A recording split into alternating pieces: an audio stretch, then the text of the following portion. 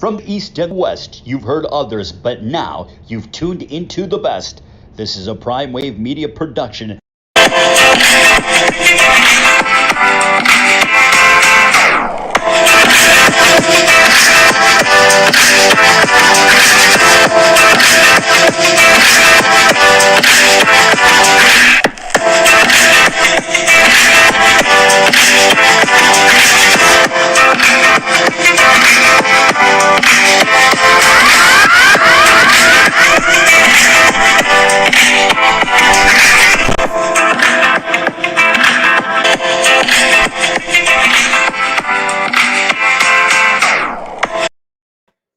What's up, world? It's the one and only Pop DBICD PrimeTime Capper, and it is time for the premier sports betting show, the PrimeTime Angles Live.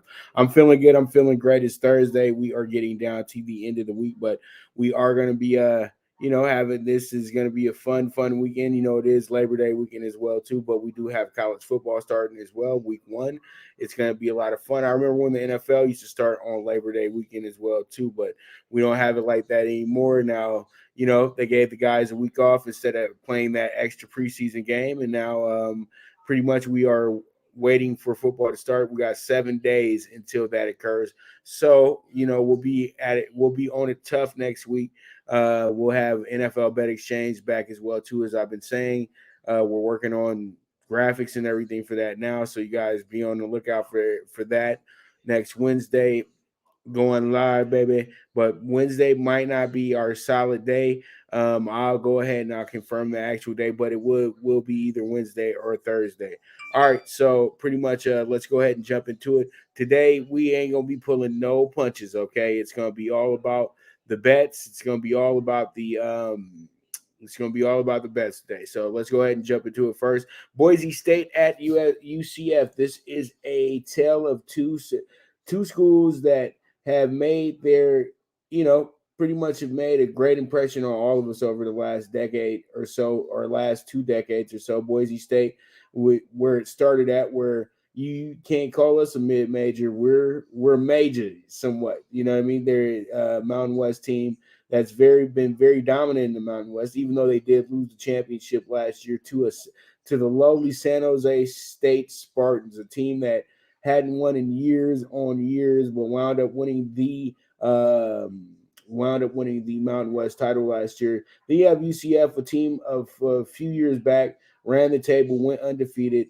At one point had lost maybe 1 or 2 games in a 3-year stretch, and they actually got a monster win in the Sugar Bowl or the Peach Bowl, one of the bowls, the big bowls a few years back. So, they got a lot of respect here in the nation as well, too. But today they feel like Boise State's going to have some issues in this game. That's why they have them at a 6.5. But I think that's a spread that tells you that you can go the other way as well, too, because a lot of 6.5s on opening day is fool's gold if you think that team's going to run away with something. So pretty much Boise State could be a great money line play for you tonight as well. Then you have the over-under of 67.5. I think both teams are going to get their score on tonight because you know how it is when you play down in Orlando. It's always going to be some points getting put on the board in a game against UCF at home. So we're going to see how it goes, see how it shakes out, but this should be a really good game tonight. Boise State at UCF, 6.5-point favorite to the Golden Knights. So let's see how it shakes out, see how it goes, and we move forward from there.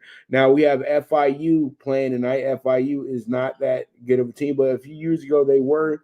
They made some noise. Butch Davis was there. Also a dear friend of mine, Earl Little, who played in the NFL as well, too, was the defensive coordinator at the time.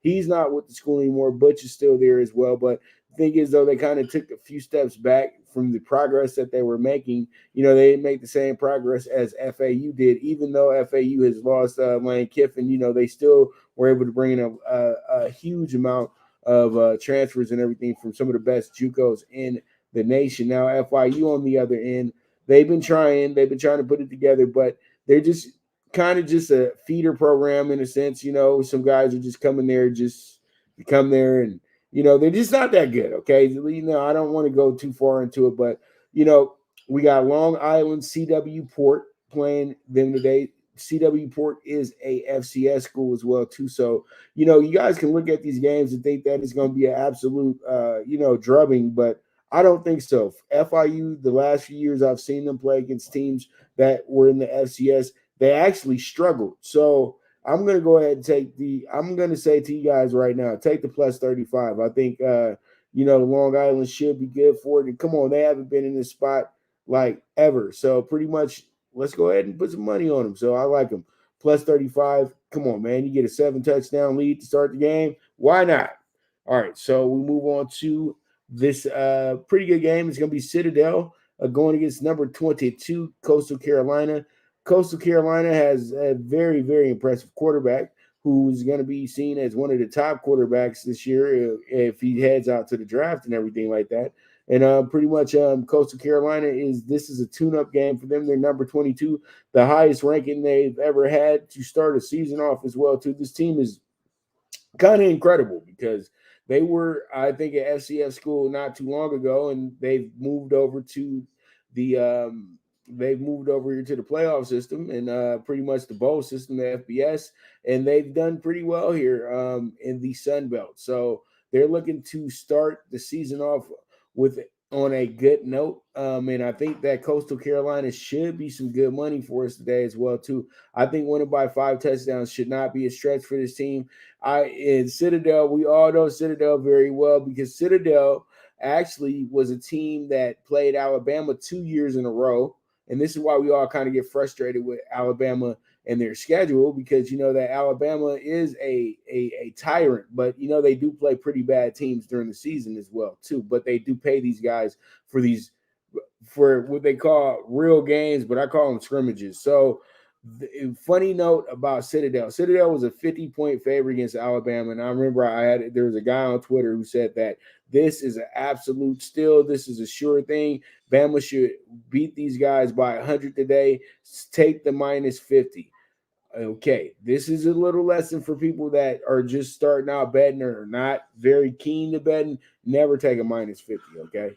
Now, it's a stretch with me talking about a minus 33.5, but I think that's a better deal. So pretty much at the end of the day, I'm saying to myself that, hey, look, this one right here will be a game that this team should win by 7 touchdowns or better because they're just that good.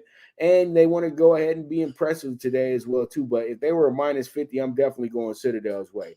Also, the over-under is a good play as well, too, here today. I think the over 55.5 will be suitable today. So we move on, and let's go ahead and talk about South Florida at North Carolina State today. And pretty much what we have here, we have 2 teams intact, pretty much.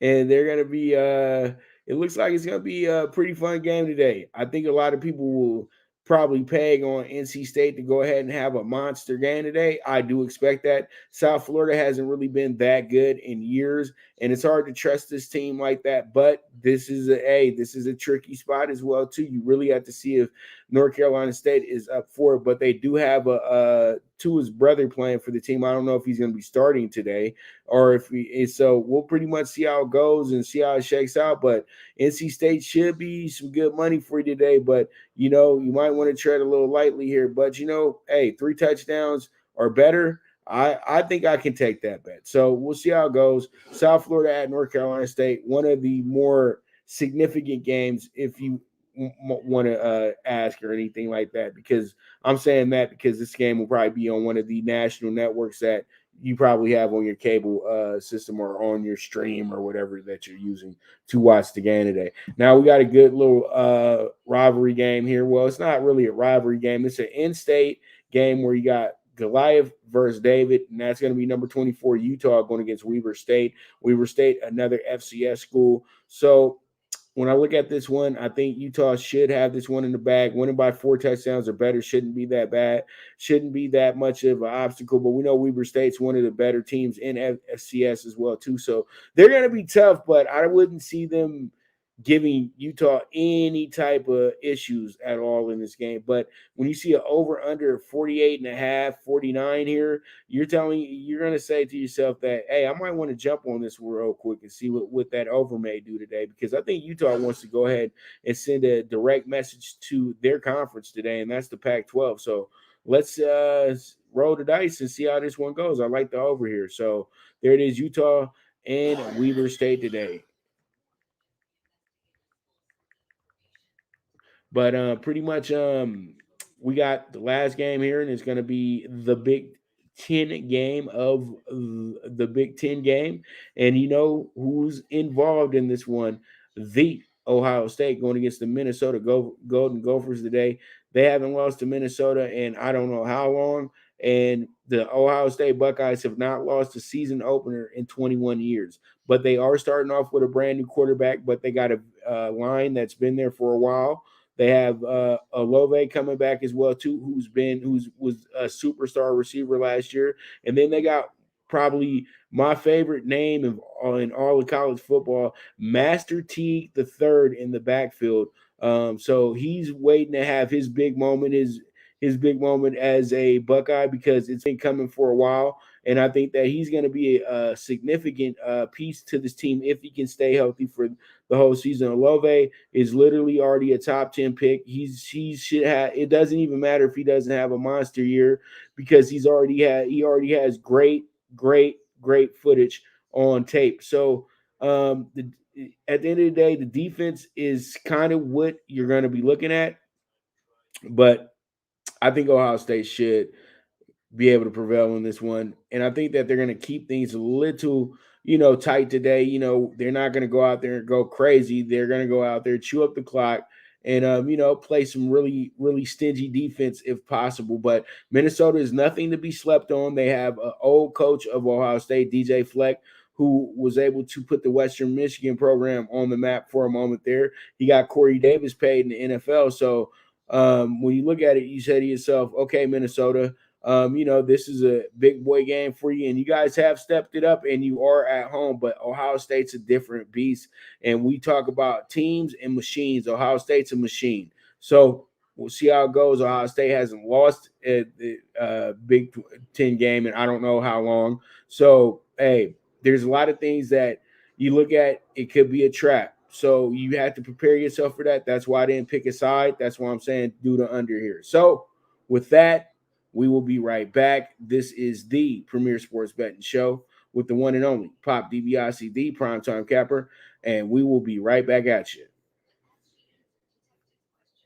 Good News Only Racing Club, led by the legendary Doug O'Neill, the trainer of 2 Kentucky Derby winners, and I'll have another, and Nyquist. Also trained 2-time Breeders' Cup champ Golden Sense, who are just a part of a long list of thoroughbred champions trained by Doug O'Neill. The Good News Only Racing Club has a young core of horses to look out for in Dennis's Celery, Irish Heatwave, and Notre Dame, just to name a few. Win the day every day with the Good News Only Racing Club, a proud sponsor of the NFL Bet Exchange.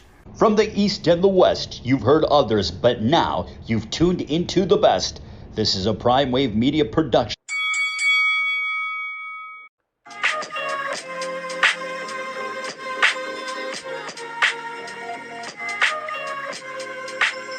Tune into Big Wave Boxing every week with a brand new guest, with the one and only Pop DiBiase, the Primetime Capper, getting the best boxing stories, best boxing angles, and the truth when it all comes down to the sweet science. Tune into Big Wave Boxing on the Prime Wave Media channel on YouTube.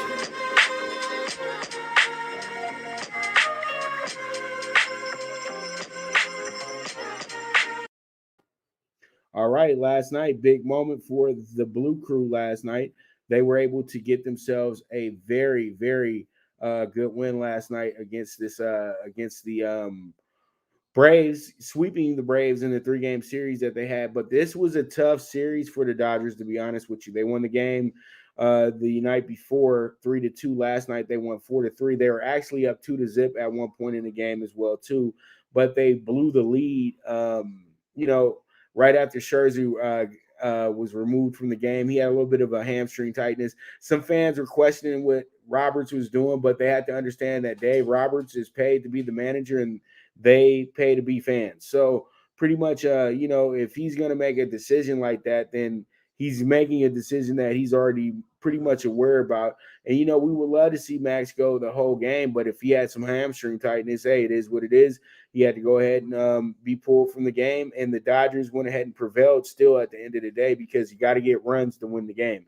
So the Dodgers were up 2-0. Then at one point, they gave up 3 unanswered runs. And then in the 8th inning, they got a big clutch hits from Justin Turner, Old Red, and then A.J. Pollock as well, too. And that was able to work things out for the Dodgers and get them a 4-3 win last night. And now they are a half a game up on the San Francisco Giants for the lead in the NL West. And a lot of people already know are pretty much in that mode right now that the Dodgers are probably not going to look back and probably run away with the West. And Mike posed the question yesterday, who does this series mean more for? He thinks it means more for the Giants. Not at all. It means more for the Dodgers. I'm sorry. It really does mean more for the Giants when we do this series this weekend, Friday through Sunday, because at the end of the day, if the Dodgers come out here and sweep or win 2 out of 3, now they have some breathing room. And when the Dodgers have some breathing room,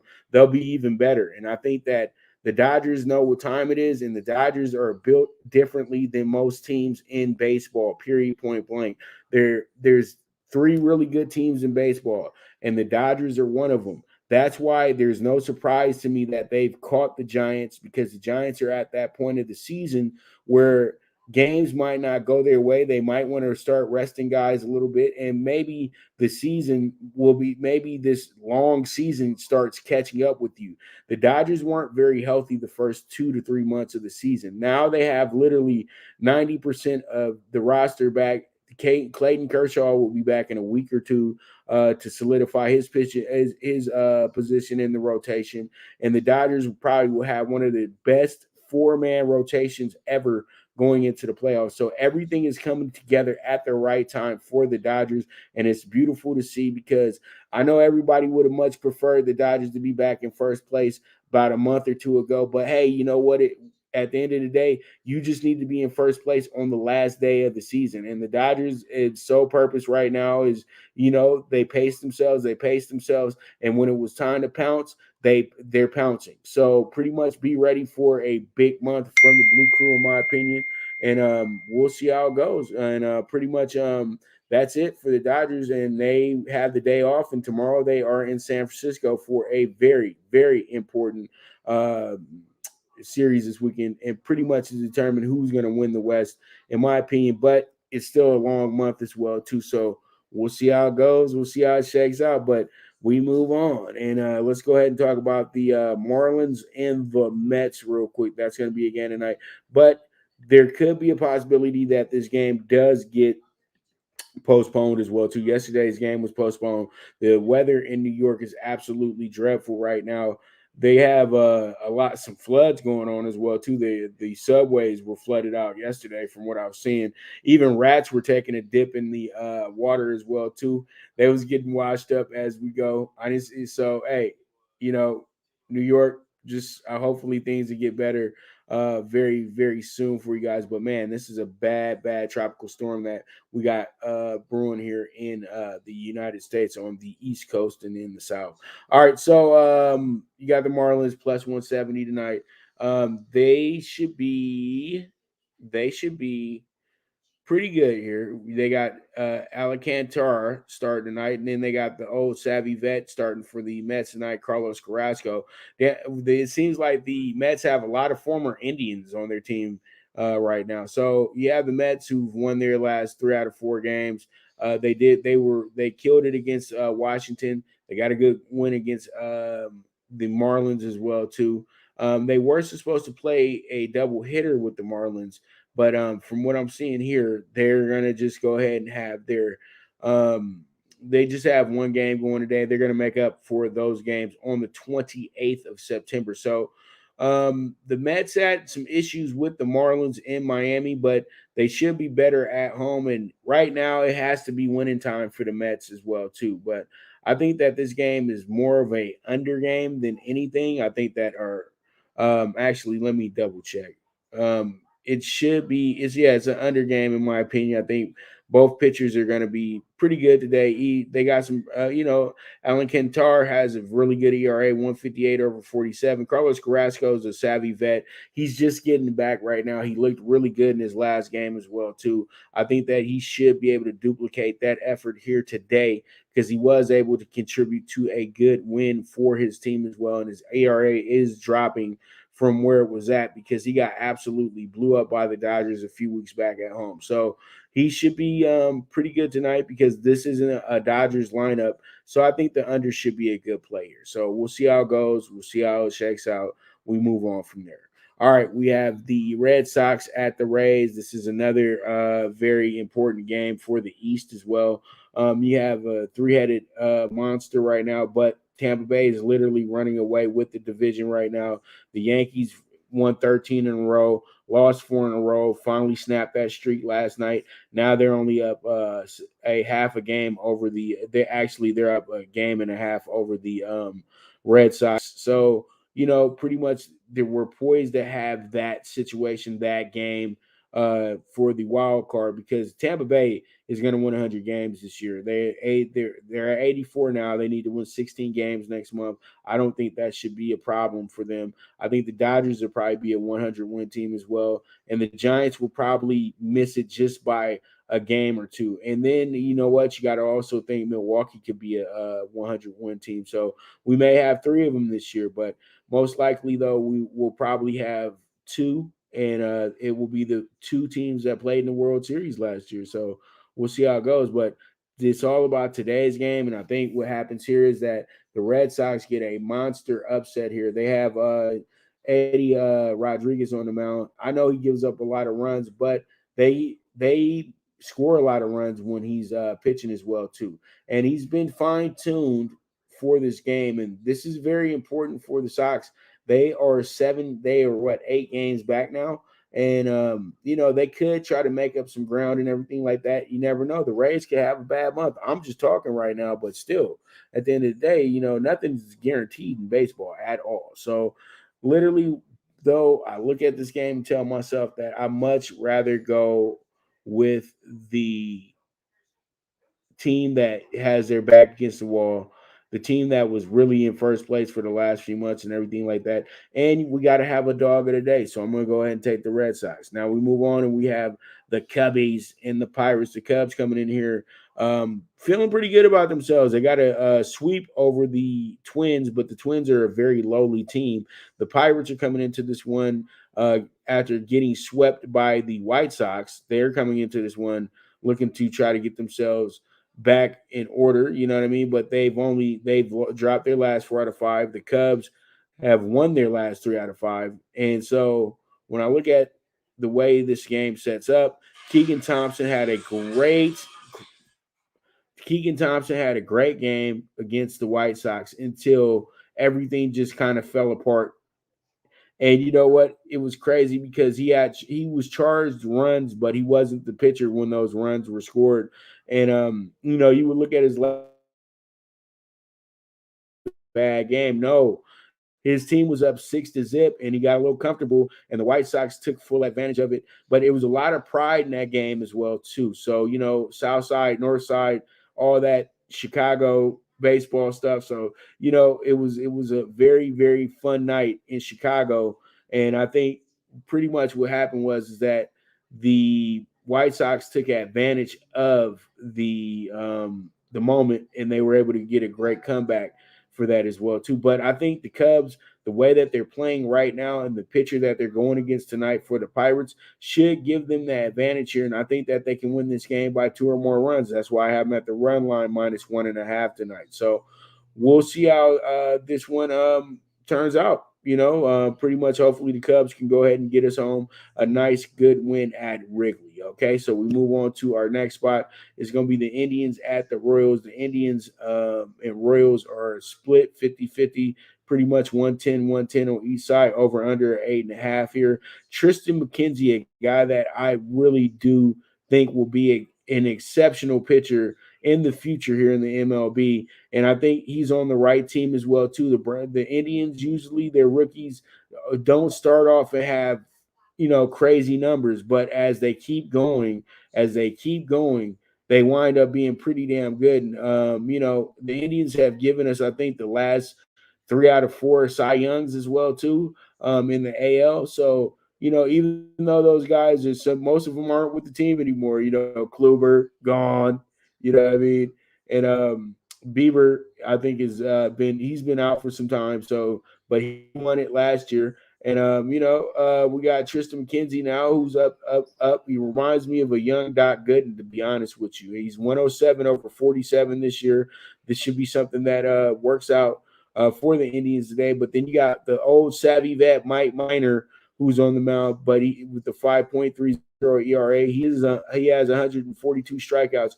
Main thing that's wrong with him is that he doesn't get any run support. So that's why it looks like pretty much he's not pitching that well. But when you see his strikeout rate, he is pitching very well this season, but this is just what happens when you don't get run support. So, it is what it is at the end of the day. But I think that both these pitchers are going to get hit a little bit today, and I think that we'll get the over in this spot because it's hard to pick a side here. But I'm just, going off of what I see. I expect great things from McKenzie down the road. And if Mike Minor can ever get on a team that's somewhat of a contender, he can show out and show how good of a pitcher he actually is. All right, so we move on to the final game, the nightcap. Tonight, you got the Rockies at home going against the Braves, who were freshly swept by the Dodgers this week. So when you look at this situation, Atlanta's sitting here, and literally Atlanta is holding on to this lead, but they're up 2 games. So that's good for Atlanta that they get swept by the Dodgers, and they're still up 2 games in the division. The Mets are 5 games back. So they have 2 teams nipping at their heels right now. So I wouldn't say this is a must-win situation, but it is a must-win situation. Philadelphia has the day off. They can gain some ground on Philadelphia as well today, but they know that they do have I'm looking at schedules now, and I think this is a 4-game series in Colorado, and they got Philadelphia the final weekend of the season. So that's going to be pretty much epic right there. And it's really not the final weekend. I'm very sorry. It's the final week because it's a Tuesday through Thursday series. So 28th through the 30th, have that marked. They will be playing the Phillies then. So pretty much it's going to be a big month. But when you look at Atlanta's schedule, Atlanta should actually kind of breeze through their schedule because the only time they really have some issues is when they have to fly to San Francisco and play the Giants, and then they have the home series against the Phillies to end the year. So how it goes, but right now though, this will be a good spot to win tonight. But all in all, I think the Rockies are going to play a little bit of a spoiler here, and I think the Rockies will be able to get themselves in a good position here to they have a good position here to be in the game. That's why I think that you can side with them because if Atlanta was a sure thing, they would be having them at a -200 tonight, but they're not. So pretty much, I do like the way that the money line looks for the Rockies, but I think that the better bet here is to take the run line on the Rockies. So with that, let's go ahead and get into talking tickets. And talking tickets up first, we have the CFB Opening Night PK6 48-1. We got Coastal Carolina 33.5 as one of our to kick it off for us. Then we got CW Port, as I said before, plus 35. The school from Long Island over 67.5 for the Boise UCF game, -19 on NC State. Come on, NC State, show that you're an ACC school and don't mess around with South Florida. Just take care of your business. Over 49 with Weber State and Utah tonight, and then the under 62.5 with Ohio State and Minnesota. And also another bet you might want is to maybe play Ohio State first quarter because I think that they're good for a good 2 touchdowns to start the game off as well too. All right, so we look into it, And we have the MLB Super High 5 because we have 8 games today. 3 of them were played in the morning. So we have the under 7.5 with the Marlins and the Mets, the Red Sox money line plus 140, minus 1.5 with the Cubs tonight. Then we also have the over 8.5 with the Royals and the Twins. And then we have the plus 1.5 with the Rockies. And that's going to be a 40-1 ticket there. So with that, though, it's going to be our Talkin Ticket segment for today. And pretty much, as I always say, if you got a hunch, bet a bunch, and bet with your head, not with your heart. So that's going to be a wrap on the show today. This is the premier premier sports betting show, the Primetime Angles Live with the one and only Pop DiBiase, the Primetime Capper, and I'll be back at noon tomorrow. So you guys make sure to tune in, and I hope I'm feeling good. I'm feeling great. I can't wait to see you again. All right, so I am gone.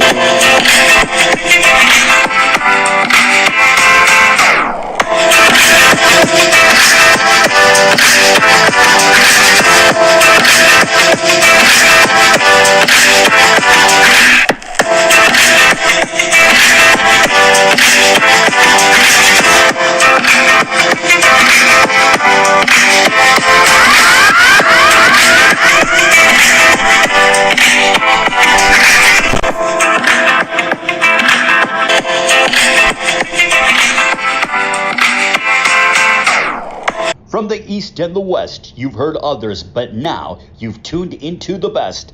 This is a Prime Wave Media production.